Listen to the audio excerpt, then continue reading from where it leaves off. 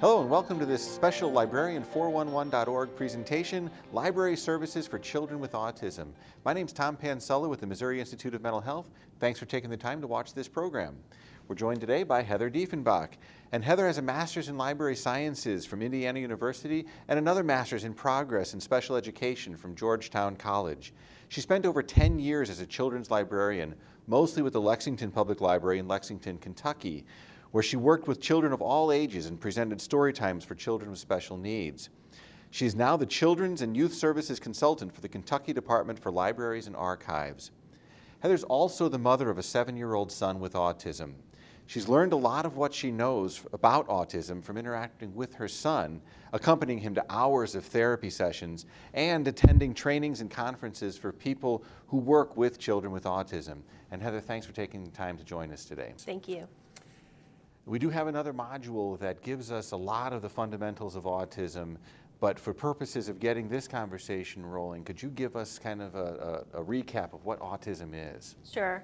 Autism is a developmental disability. It's usually diagnosed within the first 3 years of the child's life. It can affect the child's communication and language skills. That's usually the first thing that's identified. It also affects social skills and behavior. Why is it important for libraries to understand and to adapt their programming for individuals with autism spectrum disorders? Well, I believe that if a library offers a service to the community, it should make that service accessible to everyone within their community. Story times are one of the most valuable and important services that we offer. And I think they can be very valuable for children with autism. In story times, librarians can demonstrate dialogic reading and book sharing for parents, and that can be a valuable skill for parents of children with autism to learn because it teaches language, and that can be a really good way for them to teach language to their children. Also, families of children with autism can start to feel very alienated within their community because they feel like their children don't belong in a lot of the activities that are offered for children that age within the community. They don't have as much of a chance to get out in the community and interact with others. And programming at the library can be an excellent way for those parents to make connections within their community and just feel a part of something, like they belong. Well, what does autism look like? I mean, does everybody with autism display the same set of symptoms? The saying is that if you've seen one person with autism, you've seen one person with autism. And that's because autism affects everyone differently.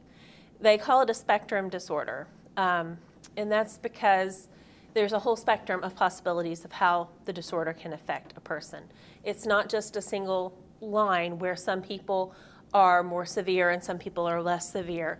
It's a whole spectrum where one aspect of the disorder can affect a person in one way or in a more severe way, and another aspect affects them totally differently than it would affect another person. So you really can't make a lot of assumptions on what is going to work with a person with autism just because you have a stereotype or an idea of autism in your head. So what are some of your recommendations for interacting with children who have autism? One thing you want to remember about children with autism is that they have trouble understanding facial expressions. Also, even if they are able to identify a facial expression or an emotion, they might have trouble understanding how they are supposed to react to that facial expression or emotion. For example, a young child with autism might see another child crying and think that the physical display of crying is interesting or amusing, so they might laugh. You want to understand that that child isn't trying to be cruel, that child isn't feeling happy that the other child is crying. They're just thinking that the physical display of crying is interesting, and they haven't yet learned the proper social response to that. Also, you want to remember that children with autism have trouble understanding expressions and idioms. You want to speak very clearly with them, be very implicit in what you're saying. Don't tell a child with autism that you don't want to wait to the 11th hour to finish doing your research, or they might remind you that it's actually 5 o'clock. Also, we might use warning glances or dirty looks or the mom look when we are warning children in the library, trying to subtly warn them about a behavior. A child with autism isn't going to pick up on that, or isn't likely to pick up on that. So try not to rely on those kinds of subtle behaviors to communicate with children. You want to be very explicit in what you say. So just come out and tell them if they're being too loud, tell them they're being too loud and they need to be quieter. That's another important part. Don't just tell them what they're doing wrong, tell them what they need to be doing, because they might not understand what they are supposed to be doing in the library. You also want to be very clear about the rules of the library. Children with autism function very well when they know what the rules are. That's something they don't pick up on their own. They might, a typical child might walk into a program and see all of the other children sitting quietly on the carpet listening and think that, and understand that that's what they're supposed to be doing too. A child with autism might not understand that. They might come in and start making noise or running around because they don't know that rule. They haven't picked up on that rule. So if you're going to do a program for children with autism, make sure you're clear from the very beginning about what the rules and what the expectations are. Another thing I would recommend is not to insist on eye contact. People with autism are generally uncomfortable with making eye contact. First of all, children with autism don't always understand the social implications. They don't understand that eye contact is important to people in social situations. But then once they even understand that, it can be uncomfortable for them to make that eye contact, and they actually can think better and communicate better when they're not making eye contact with the other person. So just understand that if they're not making eye contact with you, they're not trying to be rude. They're just trying to focus on what they're doing, and they're trying the best they can to communicate with you. Let's talk about some specific ways to get past some of the communication barriers that people with autism have. Okay.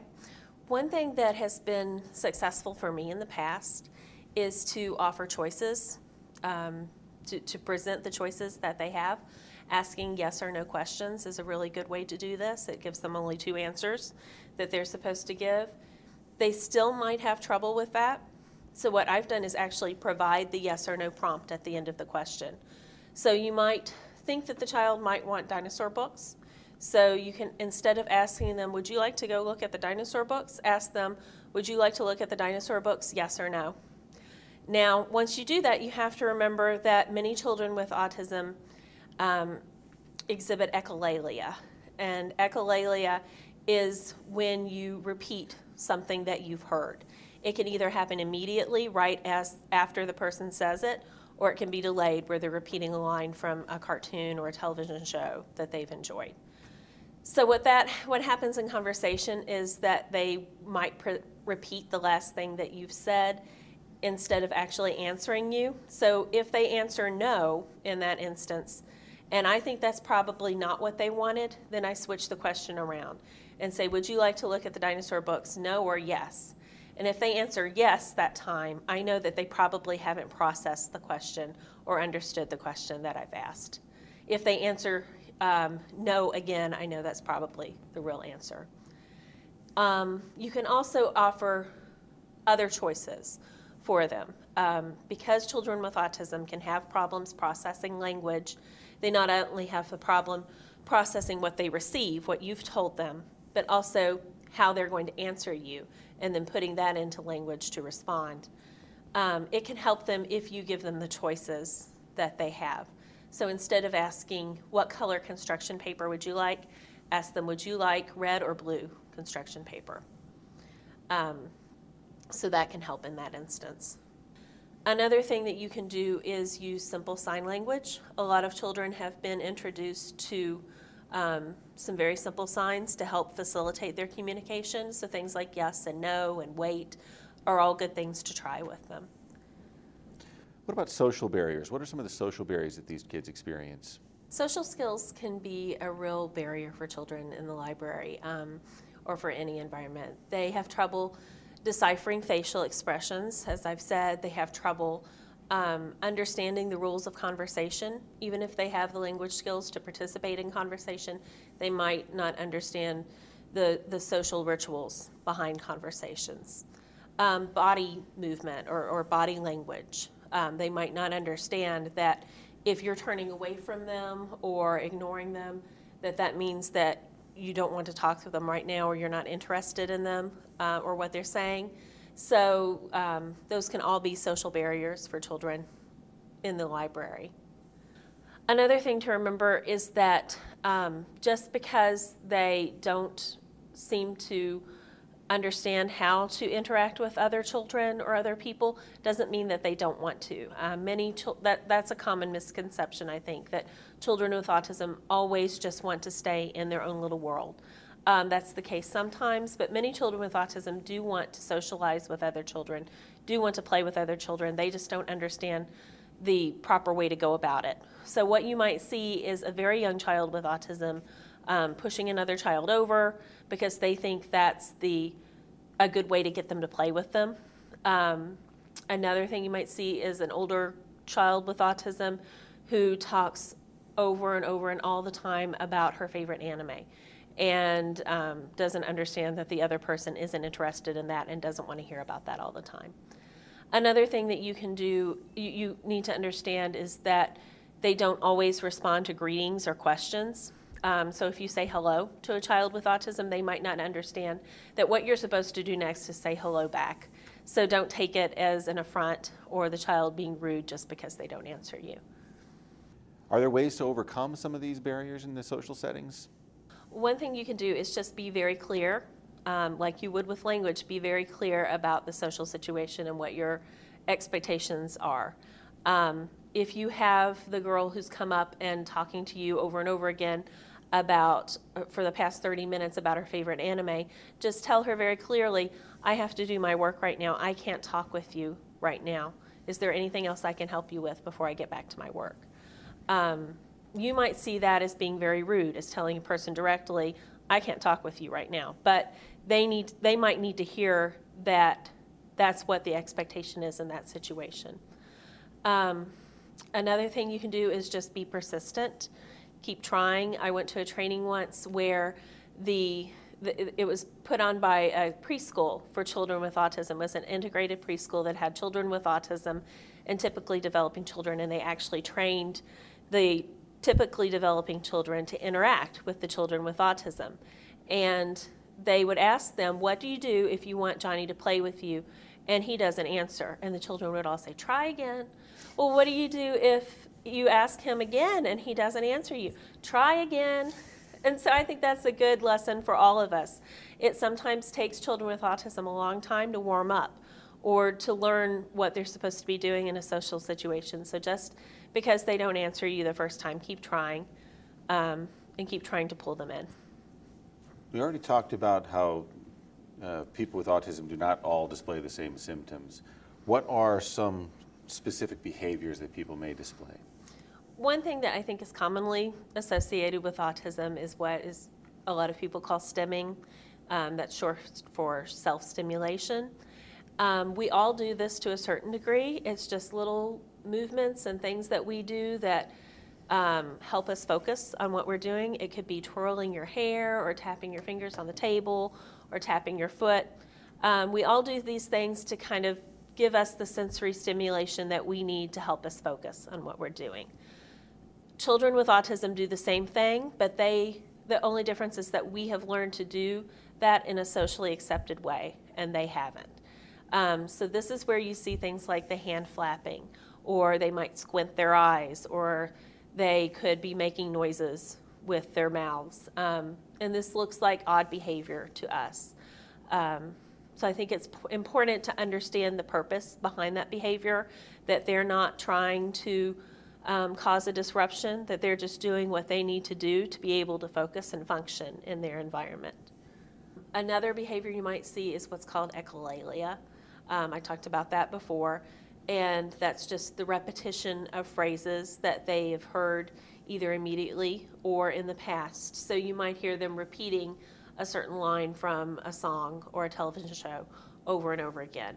And that's another thing that might seem disruptive, but it's comforting for them. It's another thing that helps them function in what can be a hostile environment for them. Another problem that they can have is they like their environments to stay the same. It's another thing that's comforting for them. They like to know what's coming. They like to know what a place is going to look like. It helps them prepare for what they're going to do once they get there and how things are going to follow in their lives. And also if there is a change in their environment, even if it's a familiar environment, if there's a change in that environment, it can also make them feel uncomfortable. Something within that environment they're familiar with has changed. Who knows what else is going to change, and their whole expectations could be messed up. So within the context of the library, how do people overcome some of these barriers? If you're doing programming, one thing that you can do is try to be consistent in the programming, especially in the environment. Try to always have the program in the same room, if that's possible. Try to keep the room as the same as possible.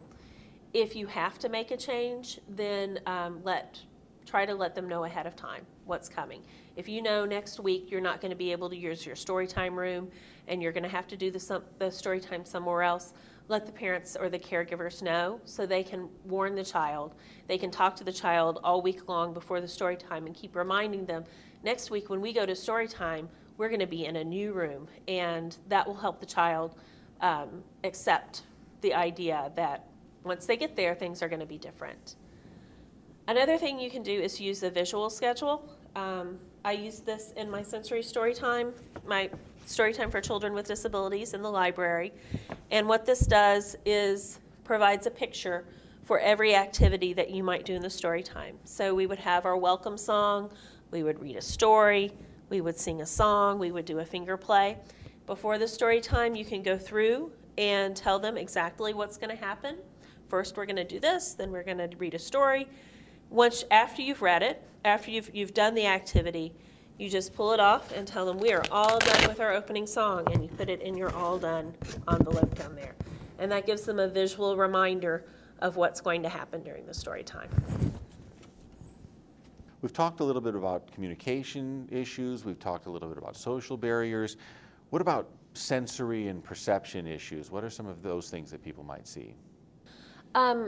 Just about every child with autism has some sort of sensory processing disorder. We know that our brains, whenever we feel something, our brains process what we're feeling and our brain tells us what we're feeling. Children with autism, their brains process the senses differently, so they might literally feel something differently than we do. Something that feels soft to us might feel rough to them. So this can affect how they behave and how they operate during story time.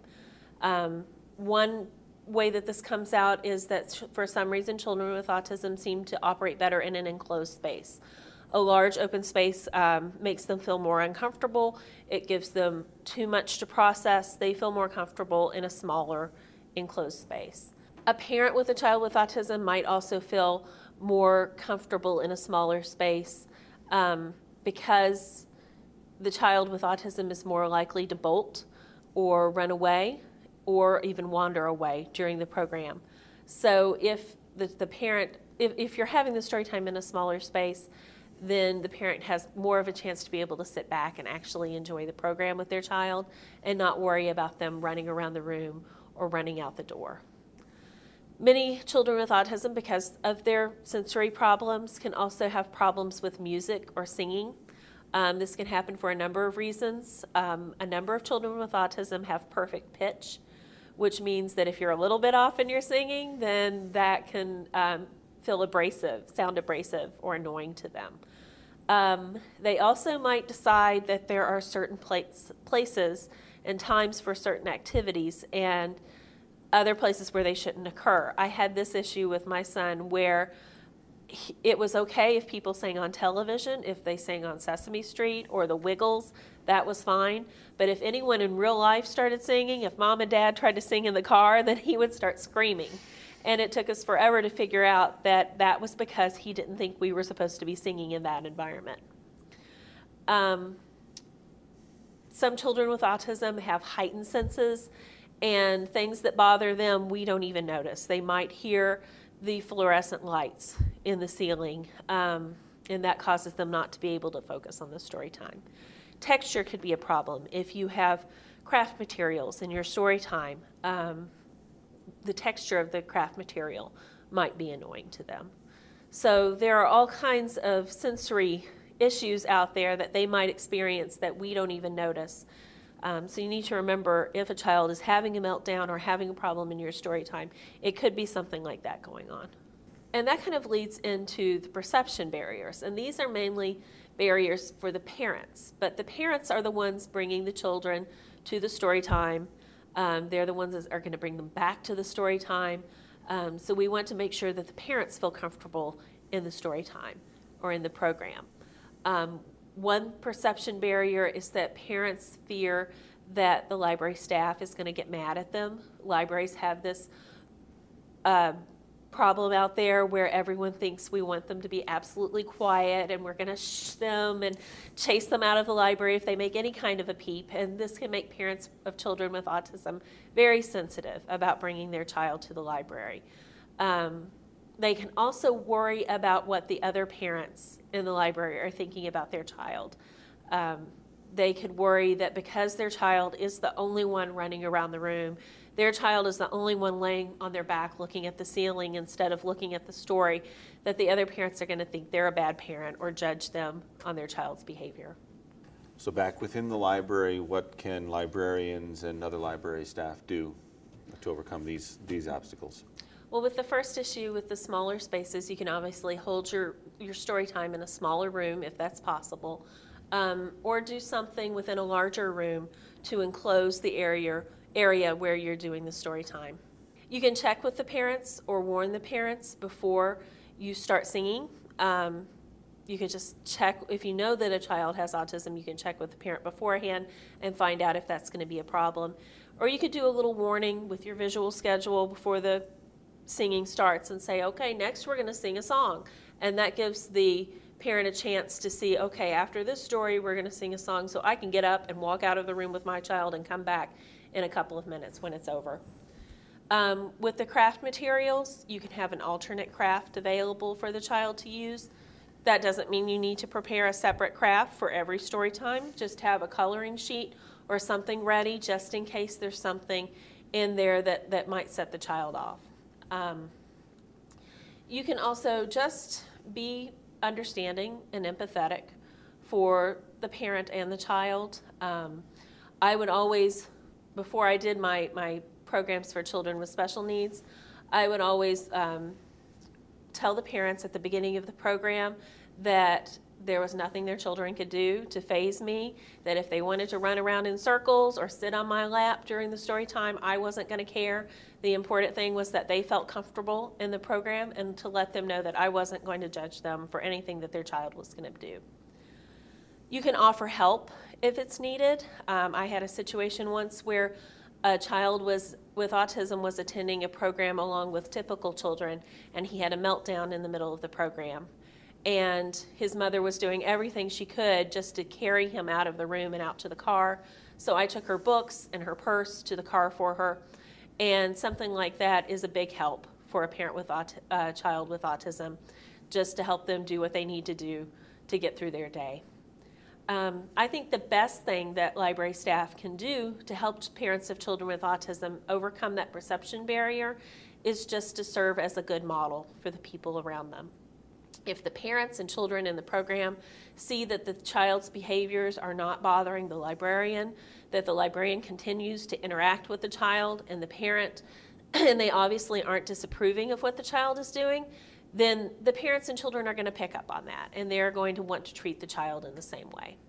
We've talked a lot about story time in the libraries, and so obviously there are some benefits to doing story time with children with autism.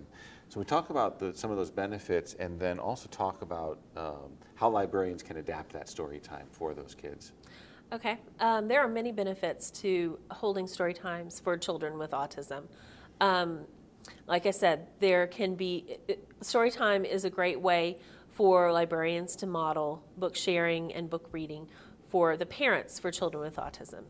Research has shown that parents of children with autism tend to dominate the reading too much with their child. And this is because the child isn't offering as much feedback as a typical child would.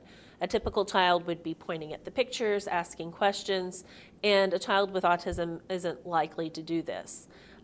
So the librarian can model the dialogic reading process where the parent asks questions about the book, makes predictions about the book, and models that experience for parents of children with autism and lets them see what that is going to look like. Parents of children with autism also have been shown to give up on reading a lot earlier than children of parents with typical children might. And this is, again, because they're not getting that feedback from their child. They think because their child is not, doesn't look like they are interested in the book or the reading, that they should just stop and give up. Story time can provide an environment where their child might learn to love books. It might inspire the parent to keep reading more. I would always recommend to parents of children with autism to keep trying if it seems that their child is not interested in books. Like I said, every child with autism is different, but what worked for my son, every week I would bring home a stack of books from the library. I would pick things that I knew he might be interested in. This wasn't only topics like dinosaurs that he might be interested in, but just elements in the book that he might be interested in. So I knew that he liked slapstick in books. He liked it when the characters fell over. So I would look for books that would have that element in the story. And I would read those books every night for a week with him. And the first couple of nights, he would be walking around the room, looking at other things. He wouldn't he wouldn't seem to care a bit about what I was doing. By the third night, he was there sitting beside me looking at the book. Part of that was because I kept trying. The book became more familiar with him. And I tried to make the book appeal to him in a way that, because I knew him, I knew what would appeal to him. So, for example, my son is one of the sensory seekers. He likes things that are loud and fast and big and interesting. So that's what I would do with the books. I had the experience as a children's librarian of doing that and being silly in front of a large group. So I could do that with my son. And if a character went down a slide, I would make my fingers go whoop down the slide along with the character. Or if he was sitting beside me, I'd make his fingers go down the slide. I would have him act the book out. If a character was jumping up and down in the book, I would have him jump up and down. Anything I could do to take what was on the page and bring it into his world. So this is something that librarians do every day in story time, and they can model that for the child and for the parent. Another benefit of story time for children with autism is that it gives the child a chance to participate in a natural environment. If the children aren't in school yet, then they might not have any typical peer models that they can learn from. Peer models are great for children with autism. They give them a chance to observe typical behavior and learn from that. I've had a couple of therapists recommend the bossy little girl to me. And we all have that child in our story time who likes to tell every other child exactly what they're supposed to be doing and not doing at that time. And that child is the perfect one to pair with a child with autism because they will not be afraid to tell them exactly what they're doing wrong and exactly what they're supposed to be doing. Another benefit of story time for children with autism and their families is that it gives them a chance to participate in a typical childhood activity that they might not otherwise get to participate in. There are so many things, sports and clubs and scouting and all these things that parents might hold back from participating in with their child with autism because they're worried about how their child is going to behave. They're worried if the material is going to be too difficult for their child or how other parents are going to perceive them. So they tend to hang back from those activities. And if you provide a comfortable environment for them in the library where they feel accepted, it lets them have that experience with their child that most parents get to experience. I was once talking with another parent of a child with autism after one of my sensory story times, and she was so thankful at the end of it that she got to take her child to story time, and that just made the whole program worth it. You've already talked about some ways that story time can be adapted. What are some other ways that story time can be adapted for people with autism? Yes, one thing you can do is called priming, and priming is where you give a child a preview or a practice of an event that is going to occur, or an activity that's going to occur in the future. It just gives them a chance to practice what's going to happen before it actually happens. It takes a lot of the anxiety out of the event for the child. One way you can do that is through social stories. And social stories, they're just a brief paragraph that explains what's going to happen in a situation, what's expected of the child, and what is not expected of the child. So it will tell something like, on Tuesdays, we go to story time at the library. We go and sit down on the floor. The librarian sings a song. We read a story. It is not okay to talk during story time. Just a basic idea of what's going to happen. The parent can read that at home with the child and get them introduced to what is going to happen at story time. Another thing you can do is called video priming, and that you just make a video of your story time and give a copy to the parent of the child, let them take it home, and let the child watch it over and over again until they become more familiar with what's going to happen in the story time. And does that then negatively affect people who would have expectations about the content of the story that they would see? It possibly could. If they show the same story time over and over again, then the child could start to think, well, why aren't they reading that story next? Or they're supposed to do this next. So you might want to try to get a few examples of your story time. You could even go on to YouTube and find videos of story times at different libraries and just give them a generalized picture of what story time is going to look like.